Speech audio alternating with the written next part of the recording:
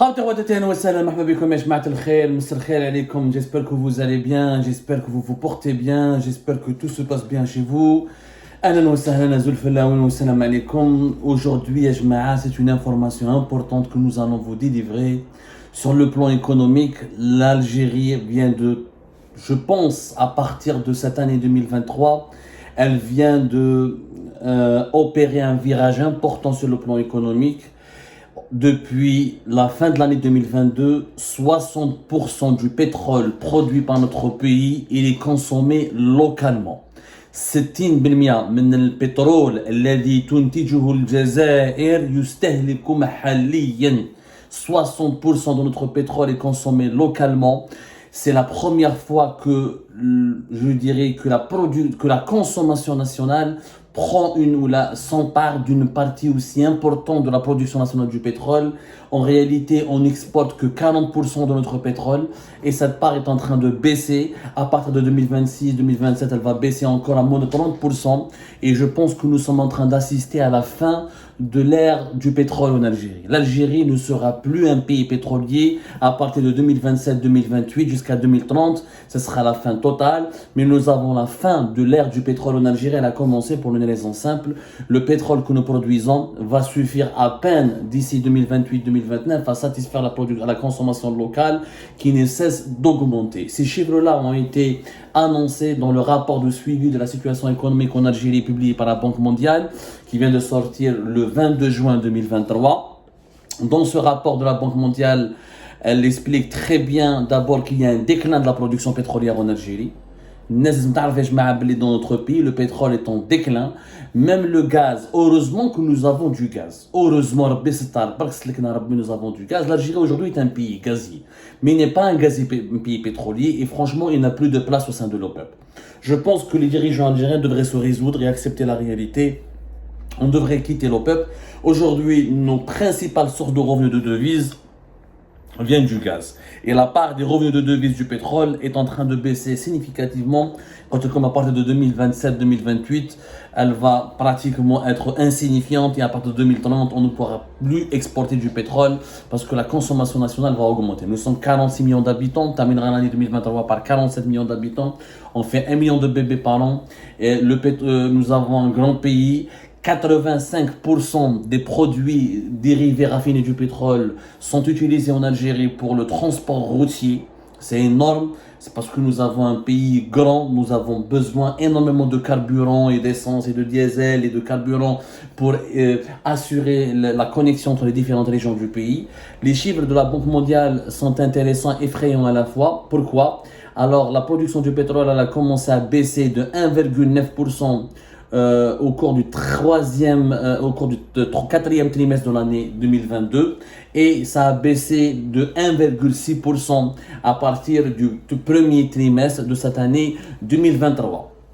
Et là, la production du pétrole elle a augmenté de 12% en 2022 par rapport à 2021, ce qui est normal parce que 2021, c'était encore les conséquences de la période de la pandémie de la Covid-19 et la consommation mondiale, la reprise économique mondiale n'a eu lieu que durant le deuxième semestre de l'année 2021. En 2022, il y a eu une explosion des cours mondiaux du pétrole de part de la reprise de la croissance économique, de l'activité économique mondiale à partir du troisième et du quatrième trimestre de l'année 2021.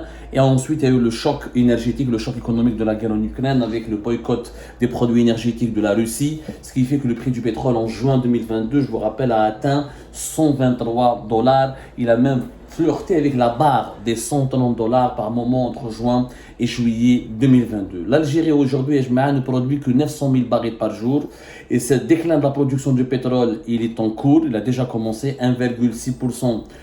Déjà en premier trimestre de l'année 2023, 1,9% déjà lors du quatrième trimestre de l'année 2022 comme le rapporte la Banque mondiale. Ça s'explique par deux choses. L'appareil productif algérien qui est faible. On ne peut pas produire plus de 1 million de barils par jour. Et du coup, nous avons une politique des quotas. L'Algérie subit les quotas de l'OPEP. Je vous rappelle, en avril 2021, en avril 2020, il y a eu l'accord OPEP+, qui regroupe les 16 pays de l'OPEP et plus les 15-16 pays de l'OPEP plus 10 autres, plus les 25 pays plus les 10 autres pays qui sont hors OPEP, qui ont la Russie, le Mexique, l'Azerbaïdjan, etc., le Kazakhstan. C'est le groupe de 25 pays producteurs de pétrole qui ont décidé de limiter leur production pour rééquilibrer, pour faire augmenter les prix. L'Algérie subit jusqu'à maintenant cette politique des quotas. Et les quotas Tawana aujourd'hui ont été ramenés à partir de mai 2023, nous ne pouvons produire que 959 000 barils par jour. Ça, c'est la limite. Ce qui est une limite rationnelle, parce que beaucoup de gens vont dire ah oui, si l'Algérie ne produit pas beaucoup de pétrole, certains experts, pseudo-experts, essaient de faire croire aux Algériens et aux Algériens c'est à cause des quotas. Non, les quotas sont décidés à la des capacités de production de chaque pays. Si l'Algérie avait une capacité de production de 2 millions, ben l'OPEP, le collectif de l'OPEP+, va lui donner la possibilité de produire 1,5 million, ou là 1,2 million, ou là 1,3 million. Mais l'Algérie, sa capacité de production réelle, elle est bloquée à moins de moins 1 million. Ça fait depuis pratiquement 2019 qu'on produit moins de 1 million. C'est rare où on a une capacité d'atteindre 1 million de barils par jour. Donc nous sommes à 950 000 barils par jour. Il y a même des jours où nous produisons moins de 900 000 barils par jour. Réellement, nous sommes devenus un petit pays producteur de pétrole par rapport aux grands pays. Parce que les grands pays sont à des niveaux de production. Par exemple, l'Irak, comme un exemple, il est à 3. Je crois l'Irak il est à 4 millions et demi de barils par jour depuis 2016. L'Arabie Saoudite c'est plus de 10 millions de production de pétrole par jour. Les Émirats normalement c'est pratiquement plus de 3 millions, c'est 2,9 millions de barils par jour. Le Koweït, vraiment on n'est plus un pays pétrolier. Nous sommes un pays de gaz. Le gaz, où est-ce le Canada en 2022 parce que le pétrole, nous n'avons pas exporté beaucoup. Le Koweït, la majorité des grands pays pétroliers membres de l'OPEP sont entre 2 millions et 3 millions jusqu'à 10 millions pour l'Arabie Saoudite de barils par jour. Là, on est à même pas 900 000. On n'est pas un pays qui compte. On devrait vraiment quitter l'OPEP parce que les quotas que nous subissons de toute façon, même si on n'applique pas la politique des quotas, on ne peut pas produire plus de 1 million de barils par jour. La production, c'est 900 000 barils par jour. 40% de la production du pétrole brut donc exporté uniquement, 60% reste pour le marché national. C'est un record 2022, un record important. C'est pour ça que les exportations de pétrole raffiné par exemple n'ont augmenté que de 3% en 2022 selon les chiffres de la Banque mondiale en Algérie, et le pétrole le GPS ça n'a augmenté que de 3,5%. Alors que la production elle a augmenté de 11,9%, mais elle a essentiellement couvert les besoins du marché local. Les Algériens consomment beaucoup de pétrole localement. Les carburants, c'est un produit subventionné. Nous sommes un grand pays. Nous n'avons nous n'avons pas de trains électrifiés. Nous n'avons pas beaucoup de trains électrifiés. Nous n'utilisons pas beaucoup de voitures électriques, quasiment pas. Tout est payé avec les carburants, avec le transport routier, les camions pour les marchandises, les bus pour les voyageurs. Du coup, 85% des produits raffinés en Algérie sont destinés pour le transport routier. Nous avons, à partir de 2023, on va dépasser la barre de 60%. C'est-à-dire que d'ici 2025, nous allons jusqu'à 70% de notre consommation de notre production du pétrole brut va partir pour le marché local. En tout cas, jusqu'à partir de 2027-2028, on ne pourra exporter que quelques petites quantités, et à partir de 2030, on n'exportera plus. Pourquoi? Parce que la population algérienne va augmenter, 1 million de bébés chaque année. Calculé, nous sommes en 2023, donc dans 5 ans, il y aura 5 millions d'Algériens supplémentaires. Donc on sera presque 53-54 millions d'Algériens, avec plus de besoins, avec beaucoup davantage de besoins en voiture, en transport, avec des villes moyennes qui étaient de 300 000, 400 000 vont atteindre 800 000, 900 000 habitants. Les villes qui m'a Sétif, qui m'a Annaba, qui m'a Constantine, qui m'a même Bdjaya, qui m'a Balak, Tlemcen, Alger, c'est les deux grandes villes du pays, vont dépasser le 1 million d'habitants. Donc on aura des besoins très importants. On aura vraiment très important. Heureusement que l'année 2022, c'est le gaz. Et la production du gaz, elle est aussi en chute. Ça, il faut savoir. Le gaz, par exemple, la production du gaz naturel en Algérie elle a baissé au cours du deuxième semestre de 2022 de 5,9% et elle a baissé de 1,1% au premier semestre de l'année 2022. Pourquoi? Parce que les clients européens ont acheté moins de gaz auprès de l'Algérie. Nous avons le deuxième semestre, les Européens ont commencé à acheter beaucoup de GNL auprès du Qatar, auprès de la Malaisie, du Niger et auprès notamment des États-Unis d'Amérique. Nous avons une forte concurrence sur le marché européen, qui sont nos clients traditionnels.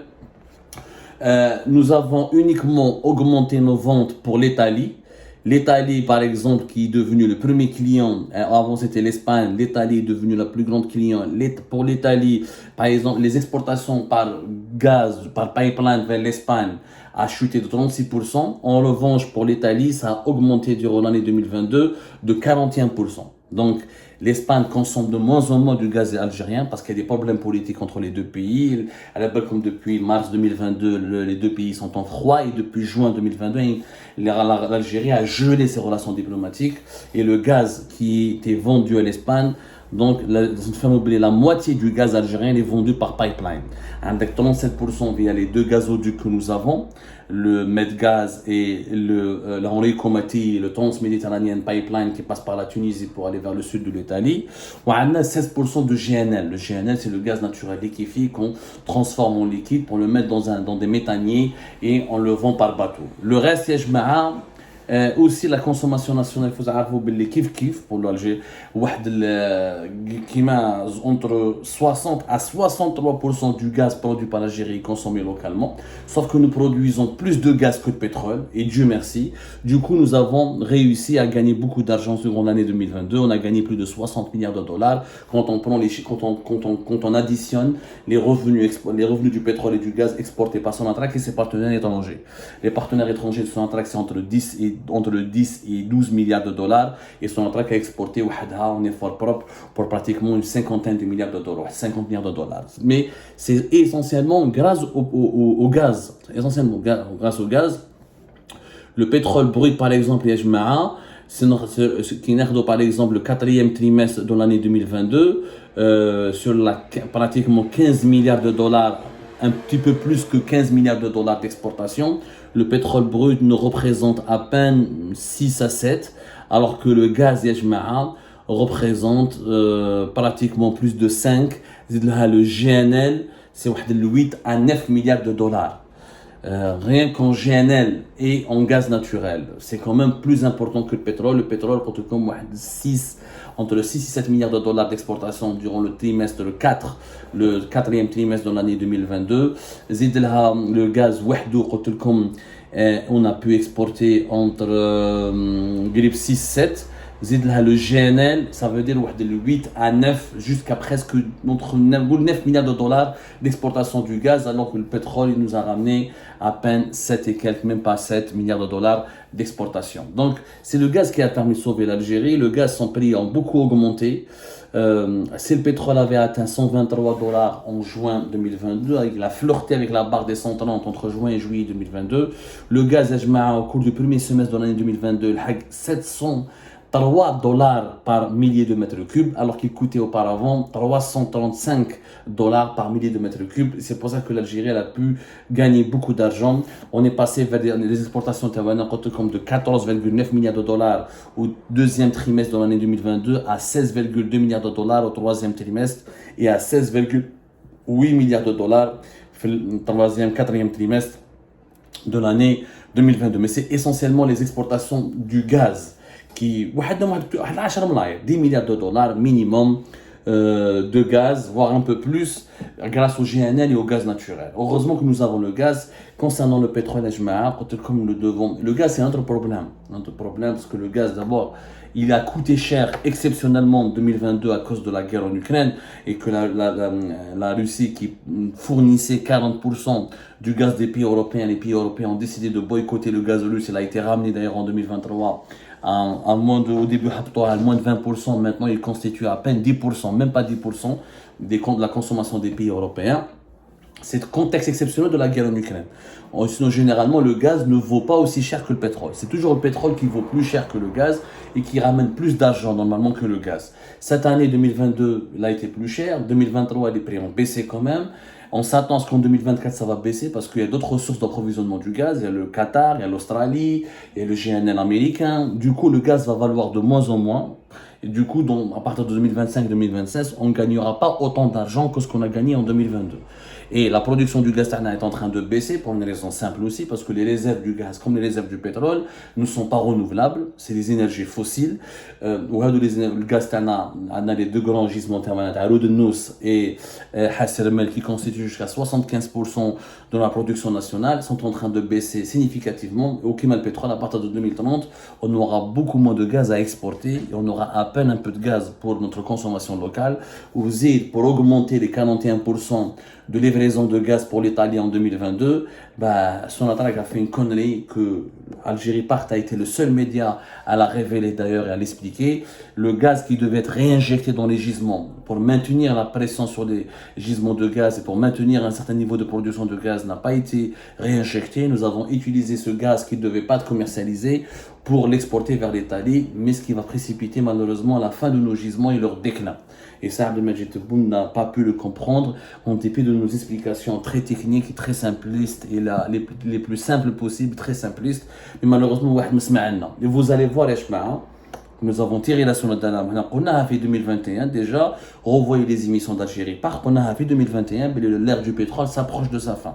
Et que le pétrole va nous ramener de moins en moins d'argent. Et qu'on aura à peine de quoi satisfaire la consommation locale. On en y est déjà. On a terminé l'année 2022 avec plus de 60% de notre pétrole pour la consommation locale. Le gaz, on en a fait. Le gaz déjà entre 60 à 63 pour la consommation locale, pour la fabrication d'électricité.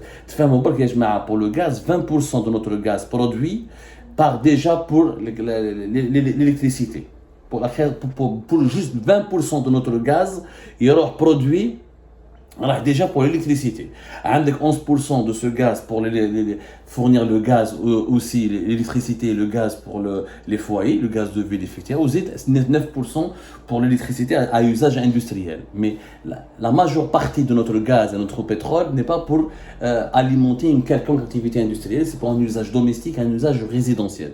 Ça veut dire que malheureusement, nous aurons de moins en moins malheureusement, on ne profite pas assez de notre gaz et de notre pétrole pour alimenter ou pour donner du gaz et du pétrole à une industrie qui va fabriquer des activités à forte valeur ajoutée et qui va mettre, parce que toutes les industries s'appuient sur le gaz et le pétrole. Toutes les industries, y compris les industries les plus propres, les plus décarbonées, ils ont toujours un peu de pétrole, un peu de gaz. Donc, on n'a plus beaucoup de pétrole, on a du pétrole et du gaz. On aurait pu créer avec notre pétrole et notre gaz beaucoup d'industries. On aurait pu, l'industrie mécanique, elle a besoin de gaz, la sidérurgie, les engrais, plusieurs types d'industries qu'on peut lancer avec du pétrole et du gaz. Malheureusement, la majeure partie de notre consommation du gaz et du pétrole, c'est pour des usages domestiques non industriels. C'est un cap important qui vient d'être franchi en 2022. L'ère du pétrole qui se termine en Algérie, cela signifie que nous avons retroussé les manches pour préparer le pays à créer une nouvelle économie. Avec beaucoup moins de pétrole à exporter et beaucoup moins de revenus qui proviennent du pétrole, ça veut dire que nous aurons beaucoup moins d'argent pour financer et couvrir les besoins du pays. 6% des exportations du pays ont baissé pratiquement de 6% en 2022 pour le gaz. Même les exportations du gaz vont baisser.